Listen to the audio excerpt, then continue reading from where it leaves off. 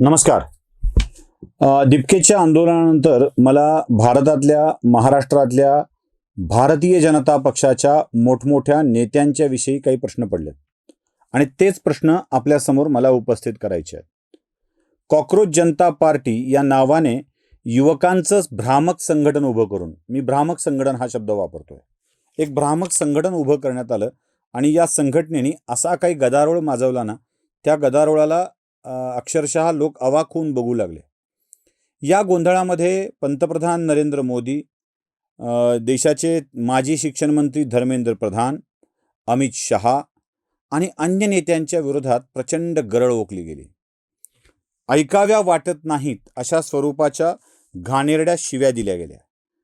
म्हणजे या देशाच्या पंतप्रधानांना देशामध्ये किंमत उरलेली नाही हे भासविण्याचा एक प्रयत्न झाला, केविलवाणा प्रयत्न झाला. आणि या प्रयत्नामध्ये इतक्या शिव्या देऊन घेतल्या गेल्या, म्हणजे मोदींच्या विषयात तर काय काय केलं, काय काय दाखवलं हे मला सांगताना सुद्धा लाज वाटते, इतकं ते वाईट पद्धतीवर होतं. तरीही मी तुम्हाला मोदींच्या बाबत काय काय घडलं ते दाखवतो. आप देख सकते हो, ये मोदी की तेरहवीं का खाना है. अगर किसी को एंजॉय करना हो तो यहाँ पर आ सकते हैं, समोसा खा सकते हैं. प्लीज एंजॉय दिस मोदी की तेरहवीं का खाना जो है.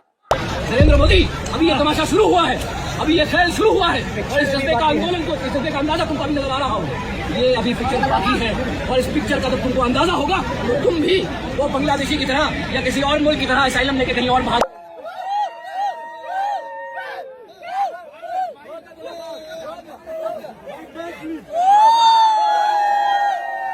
बीवियों को, अपनी बहनों को मोदी के पास सुलाते हैं, तभी इनके बच्चों को एग्जाम में पास किया जाता है. मोदी का गुंडा क्यों है? पाहिलं, नको वाटतं बघायला सगळ्या या गोष्टी. आणि हे सगळं घडत असताना काही लोक यामध्ये प्रामाणिकपणे वस्तुस्थिती सांगून आपलं मत व्यक्त करत होते. मग ती आमच्यासारखी यूट्यूबर असतील, मी होतो, भाऊ होते, प्रभाकर सूर्यवंशी होते, आमचा इन्स्टा आणि फेसबुकवर बोलणारा अनिकेत जगदाळे होता, मराठी माणूस प्रदीप होता, तिकडे अनय जोगळेकर होते, त्यानंतर उदय निरुडकर, जे आता पत्रकारिता सोडून आमच्या या माध्यमांमध्ये आलेली आहेत, ते उदय निरुडकर सर, या सगळ्या विषयावर बोलत होते. काही लोक प्राणपणाने बाजी लावून लढत होते. म्हणजे खरं तर आम्ही कमी शिव्या खाल्लेल्या नाही आहेत, आम्ही त्या खात होतो, खाऊ, कारण आम्ही हे व्रत स्वतः स्वीकारलेलं आहे. पण भाजपचे ते नेते कुठे होते ज्यांना भाजपनं मोठमोठं पद देऊन नावाजलेलं आहे. शेकडो प्रवक्त्यांची फौज केंद्रात आणि महाराष्ट्रात उभी केलेली आहे. अनेक जणांना राज्यसभा आणि विधान परिषद देऊन अशा काही गोष्टी त्यांच्या आयुष्यात दिलेल्या आहेत की त्यांनी कल्पनाच केली नसेल. ती माणसं कुठे बोलत होते? पुन्हा पुन्हा त्या माणसावर बोलावं लागतं. जेव्हा हे लोक विद्यार्थ्यांचं आंदोलन म्हणून लढत होती, तेव्हा हे भाजपचे वीर कुठे होते? नेता तर तुमचा आहे, सरकार तुमचं, नेता तुमचा, आरोप तुमच्या नेत्यावरती होत आहेत आणि याला एकाही कार्यकर्त्याला मैदानात उतरून लढावं वाटलं नाही. भाजपच्या विद्यार्थी आघाडीची, युवा मोर्चाची आंदोलनं उभी करावी वाटली नाहीत. ते कोल्हापूरचे का कोण युवा मोर्चाचे अध्यक्ष केलेत, महाडिक, कृष्णराज महाडिक, जे स्वतःच एक रील स्टार आहेत, यूट्यूब स्टार आहेत. या महाडिकांना एखादं असं जेनझीच्या इन्स्टावरचं, फेसबुकवरचं अशी एक मोहीम का नाही चालवावी वाटली तरुणांना सोबत घेऊन? का कल्पना दारिद्र्य आलंय? मोदींवर झालेले आरोप मोदींनीच परतवून लावावेत, आपलं ते काम नाही. काय आपल्याला युवा मोर्चाचं अध्यक्षपद मिळालं, पित्याला खासदारकी मिळाली आणि संपलं काम, झालं सगळं. या कृष्णराज महाडिकांचा रोल काय होता? कुठे होते? यांनी काही काम केलं आहे का? आणि हे भारतीय जनता पक्षाने विचारण्याची वेळ आलेली आहे. जर ते रवींद्र चव्हाण हे विचारणार नसतील ना की तुम्ही नेमकं केलंय काय, तर तुम्ही भाजप चालवायला सक्षम नाहीत असा त्याचा अर्थ होईल.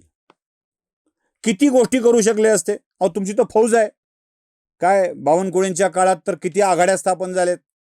म्हणजे फेसबुक आघाडी, इन्स्टा आघाडी, सोशल मीडिया, पुन्हा नुसताच मीडिया, मीडिया प्रमुख, सोशल मीडिया प्रमुख, काय त्या बाई सोशल मीडियाच्या प्रमुख होत्या का? सोशल मीडियाचं काम कंत्राट देऊन लोकांकडे करून घ्यायचं एवढंच तुमचं काम आहे?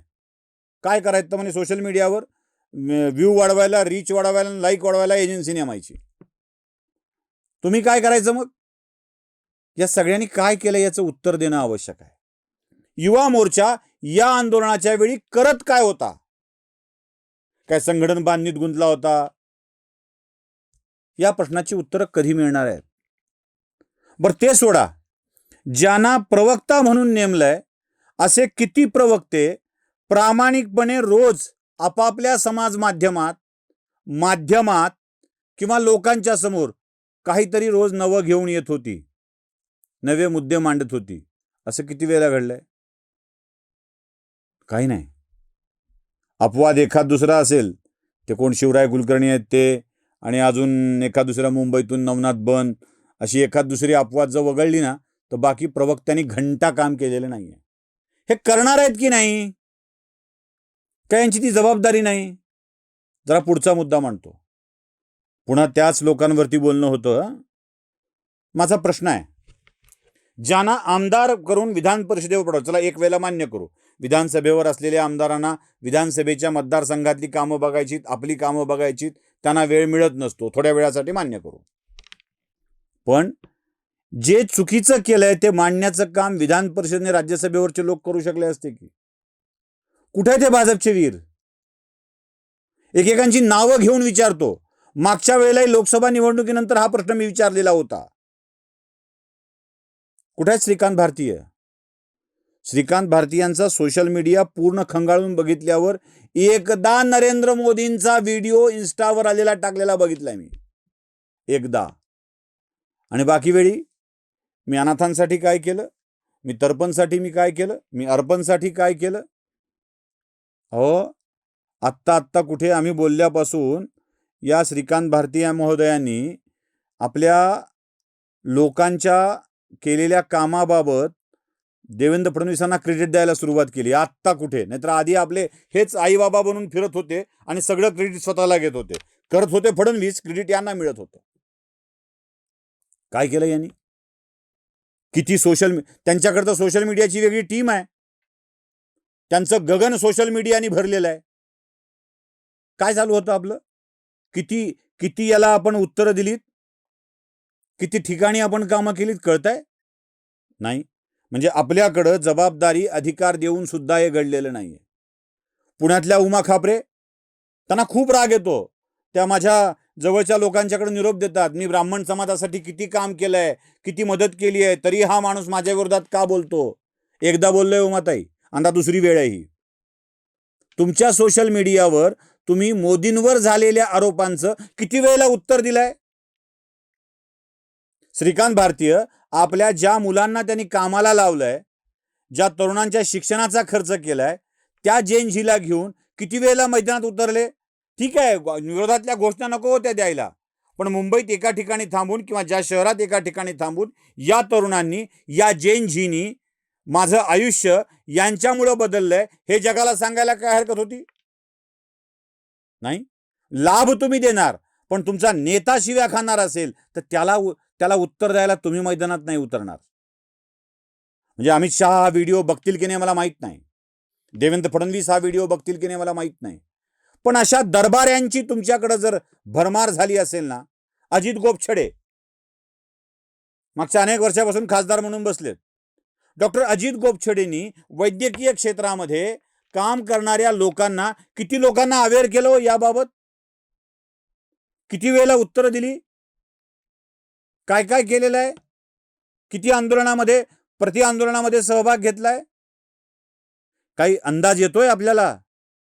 ज्या लोकांना आत्ताही भाजपनी ज्या लोकांना आमदार केलंय, कुणाला स्थानिक स्वराज्य संस्थेवर घेतलंय, कुणाला कुठे घेतलंय, या लोकांनी या कथित तरुणांच्या विरोधामध्ये किंवा ते मांडत असलेली बाजू खोटी आहे आणि खरी बाजू ही आहे सांगण्यासाठी कोणते प्रयत्न केलेत? का खाणार नाहीत मोदी शिव्या? कशामुळे मोदींना लोक म्हणजे शिव्या दिल्या तरी यांना शिव्या देऊ नयेत लोकांनी? तुमचा नेता कोणाकडून तरी रोज शिव्या खातोय आणि तुम्ही मात्र शांतपणे बसलेले आहात. मला तर कधी कधी प्रश्न पडतो, आम्हाला का एवढा नाद आलाय बोलायचा?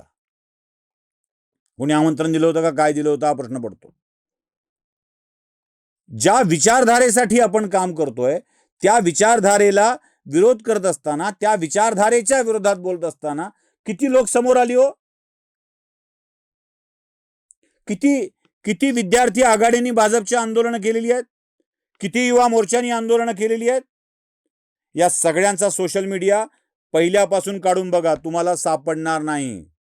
उलट हेच प्रश्न विचारत होते, काय होईल, काय वाटतंय, मोदींचं सरकार राहील का? अरे लाभार्थ्यांनो, गुळाला चिकटलेल्या मुंगळ्यांनो, तुम्हाला सत्ता आणि सत्तेनंतर मिळणाऱ्या पदाची लालस आहे, पदाची लालस आहे. आणि या पोटी तुमचा सगळा खेळ बिघडतोय. तुम्हाला करायचं काहीच नाही आहे, काहीच नाही आहे. हे सगळ्यांच्या बाबतीत आहे बरं का, सगळ्यांच्या. म्हणजे कोणी मी 2-3 नावं घेतली म्हणजे बाकीचे आमदार खासदार सुटले असं अजिबात नाही आहे. युवा मोर्चाचे पदाधिकारी काय करत होते, भाजपचे प्रवक्ते काय करत होते, भाजपचे विधान परिषद सदस्य काय करत होते, भाजपचे राज्यसभा सदस्य काय करत होते? का फक्त मिरवायला पदं घेतली, फक्त मिरवायला?